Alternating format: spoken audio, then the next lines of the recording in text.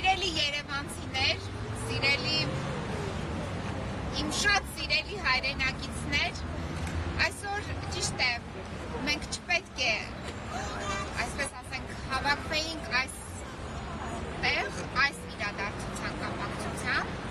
բայց պետք է ասեմ, որ ոչինչ, որ այսպես է ստացվել, որ մենք նորից ենք մասնակցում ընտրությունների, մենք մասնակցում ենք, որովհետև մեզանից վերցրածը մենք պարտավոր ենք հետ վերադարձնել, իսկ մեզանից վերցրել են ոչ թե ազնվորեն, այլ մեզանից գողացել է և գողությանը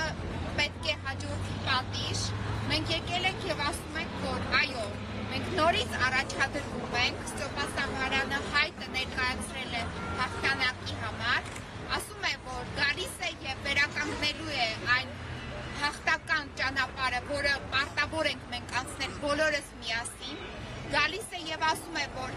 այո, պատգամավորը պետք է լինի Ստեփան Սամարյանի նման անձնավորություն, այլ ոչ թե նախկինը, ով ներկայացրեց մի շատ կարճ ժամանակ այս 2012 թվականի ընտրություններից հետո և մենք տեսանք ինչպիսին էր նա ներկայացնում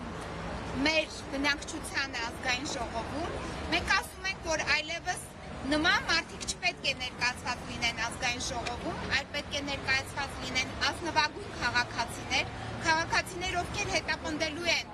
մեր իրավունքների իրացումը, քաղաքացիներ, ովքեր ներկայացնելու են մեզ տարբեր